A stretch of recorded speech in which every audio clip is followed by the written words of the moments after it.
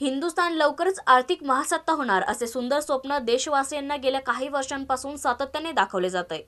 हे स्वप्न प्रत्यक्षात अवतरण्याची सुदिन नेमका कधी उगवणार याचा मुहूर्त मात्र कोणीच सांगत नाहीये।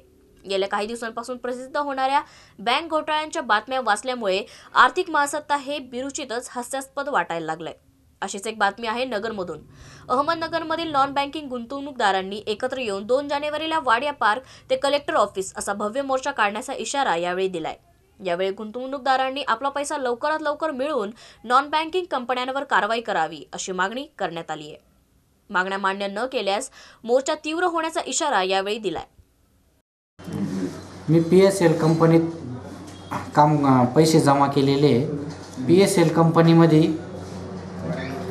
जमा झालेला पैसा हा पूर्ण भारतभरामध्ये 57,927 करोड 28,96,523 रुपये 50 पैसे हा कोर्टाकडे जमा झालेला आकडा आहे। आणि त्याचे खातेधारक आहे 5,15,01,36 आणि नगर जिल्ह्यातला आकडा आहे 3.25 कोटी। आमच्या कंपनीला बॅन लागलेला आहे सेबीकडनं। सेबीने कोर्टात केस टाकल्यामुळं आमच्या कंपनीला 22 ऑगस्ट 2014ला बॅन लागला गेला। आमच्या कंपनीत जे पण डायरेक्टर लोक काम करत होते त्या डायरेक्टर लोकांनी त्यांच्या स्वतःच्या नावावर प्रॉपर्ट्या करून घेतल्या। आमच्या कंपनीत जमा झालेला पैसा हा कंपनीच्या नावाने प्रॉपर्ट्या खरेदी करण्याच्या नियमावर आमची कंपनी काम करत होती ROC डिपार्टमेंटकडे। कंपनीत जमा झालेला पैसा हा कंपनीच्या नावाने प्रॉपर्ट्या खरेदी करणार स्वस्तामध्ये आणि 6 वर्षानंतर प्रॉपर्टी डेव्हलप करून 12.5% व्याजदराने पैसा कंपनीला कस्टमरांना देणार आणि उर्वरित पैशातून पुन्हा कंपनी प्रॉपर्टी खरेदी करणार। तर असा भरपूर पैसा वाढत जाऊन भरपूर प्रॉपर्ट्या वाढत जाऊन पण कंपनीच्या डायरेक्टर लोकांनी हा ROC डिपार्टमेंटचा नियम मोडून आम्हाला आज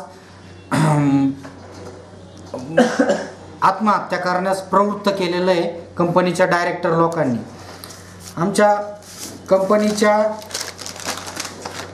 प्रॉपर्ट्या ह्या 3 लाख करोड प्रॉपर्ट्या होत्या।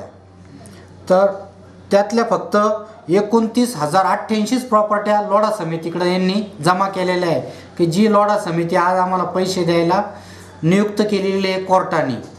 आणि त्यातल्या सुद्धा काही प्रॉपर्ट्या ह्या लोढा कमिटीकडल्या प्रॉपर्ट्या ह्या चोरून लपून विकल्या जाऊ राहिल्या।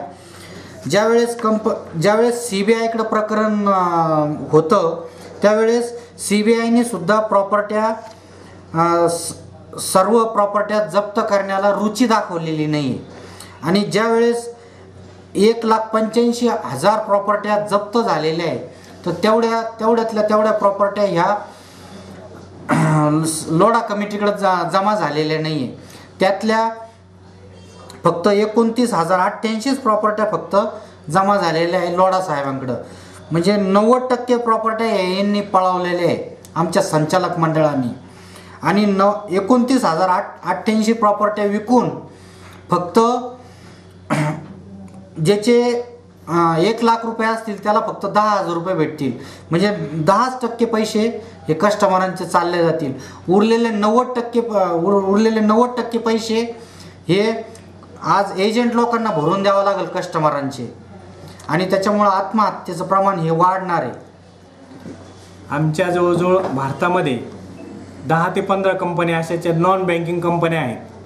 त्याच्यामध्ये PSL आहे, NICL आहे, HBN आहे, IBN आहे, BNP आहे, समृद्ध जीवन आहे, पॅन कार्ड क्लब आहे, परत मैत्री आहे, अशा इतर कंपन्यासुद्धा आहेत। आरोग्यधन आहे, समृद्ध जीवन अशा ज्या काही कंपन्या आहेत सर्व कंपन्या मिळून हा प्रॉब्लेम झालेला आहे। आणि याच्यानंतरचं आमचं जे पुढचं नियोजन राहणार आहे आम्ही येत्या 2 जानेवारीला आम्ही कलेक्टर कचेरीवरती महामोर्चा काढणार आहोत आणि हा मोर्चा शासनाच्या नावाने काढणार आहोत। शासन त्याच्यावरती जबाबदार न राहिल्यास शासनाने त्याच्यावर कुठली ॲक्शन न घेतल्यास आम्ही प्रत्येक जिल्ह्यामध्ये हा मोर्चा काढून 1 दिवस पूर्ण महाराष्ट्र चक्का जामचं आमचं नियोजन आहे। एका दिवशी पूर्ण महाराष्ट्रामध्ये आणि हे संपल्यानंतर याच्यावर बी जर शासन कुठल्याही प्रकारचा निर्णय घेत नसेल तर आमचा येणाऱ्या लोकसभेवरती मतदानावरती बहिष्कार राहणार आहे. जर शासनाने नोटा न दिल्यास आम्ही नोटाचं बटन दाबणार आहोत आणि मंत्रालयावर सुद्धा आम्ही मोर्चा काढणार आहोत.